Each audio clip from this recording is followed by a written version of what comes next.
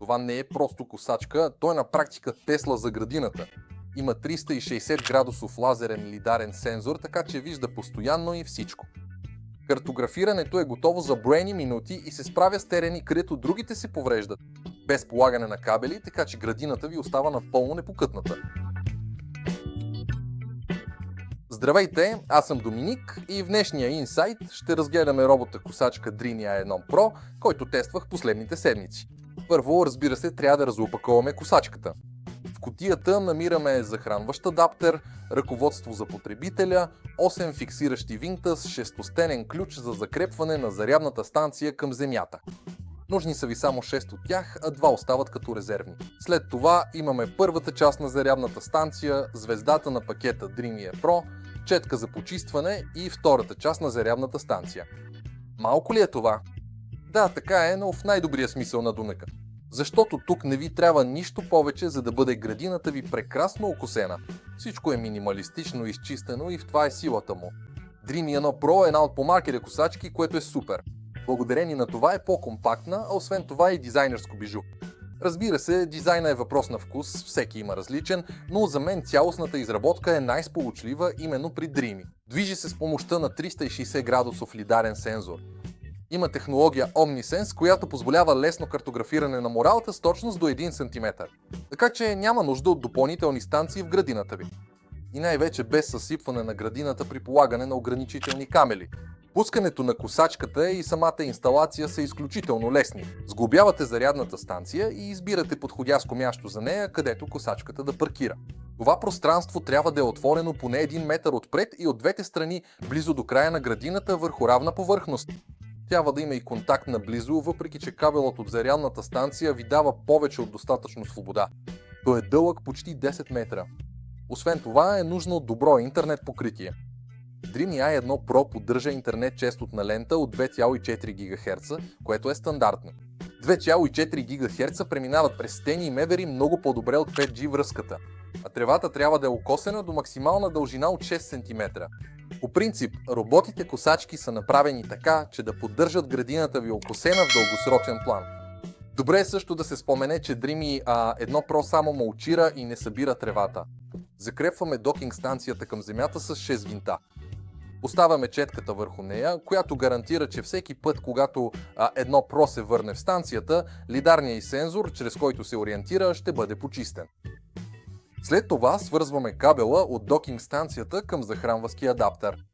В идеалния случай захранващия адаптер се монтира на 30 см над земята и се включва в мрежата. Поставяме косачката в станцията и отваряме капака с бутона Стоп. Задавате свой собствен код за сигурност чрез въртящия се бутон и цветния дисплей и можете да започнете сдвояването с приложението Dreamy Home. Чрез приложението сканирате QR кода под капака или намирате косачката си ръчно в приложението.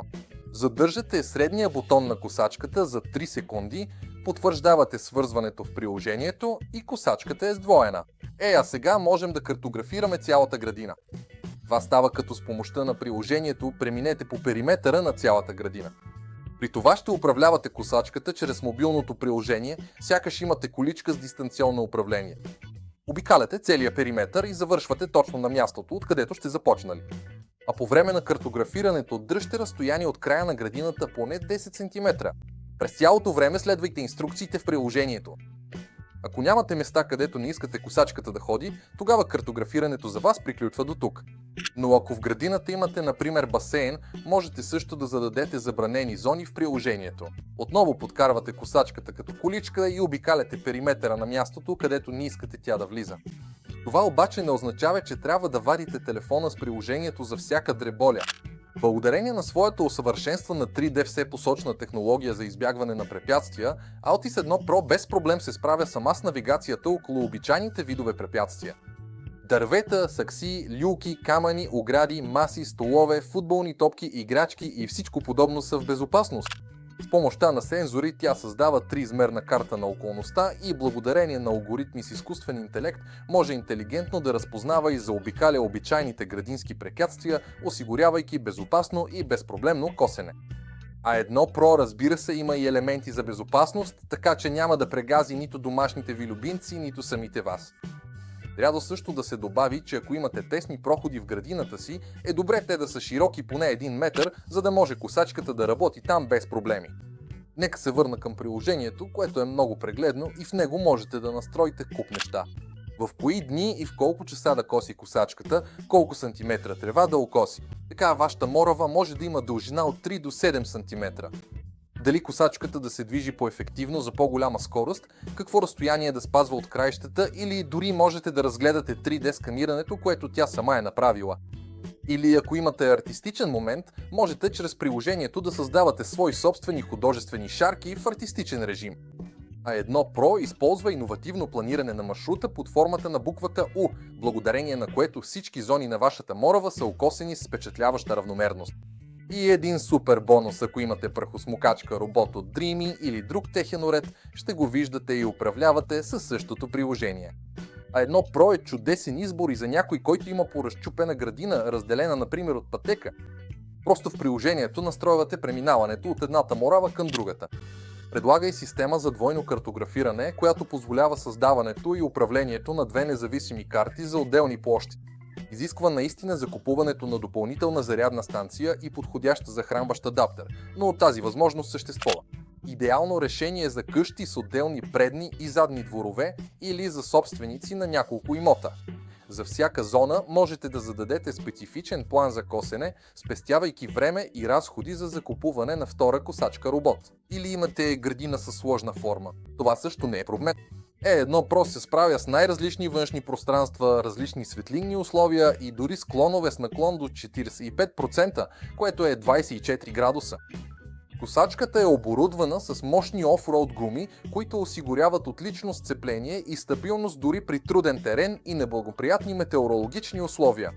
Самата косачка тежи 12 кг и благодарение на 5 ампер-часовата батерия може да окоси до 2000 квадратни метра, въпреки че има само един режещ диск с ширина на косене 22 см. На самия диск има 3 ножа. Дори ако случайно се изтощи по време на косене, тя сама ще отиде на време до докинг станцията, за да се зареди и след това ще продължи точно оттам, където е спряла. Зарежда се напълно за 65 минути благодарение на зарядния ток от 3 ампера. Когато започне да вали, тя също се връща в докинг станцията и след дъжда отново ще продължи оттам, където е спряла. Имаме и система за сигурност, която веднага, щом някой вдигне косачката от градината ви, започва да издава силен звуков сигнал. Що се отнася до поддръжката, единственото нещо, което трябва редовно да купувате, са ножовете за самата косачка, които тук са конкретно 3. Освен това, Dreamy има специална система за бързо освобождаване, така че дори не се нуждаете от инструменти за смяна на ножовете. Освен това, има сертификат IPX6, така че не се плаши нито от дъжд, нито от силна водна струя. Така че можете без проблем да почистите косачката с маркуч в градината. И така, единственото, което ни остава е зимната поддръжка. Зареждате косачката, за да не падне батерията, прибирате я в гаража или например в навеса, просто на място, където е топло. Покривате зарядната станция с брезент, за да не пада сняг върху нея и с това сте готови.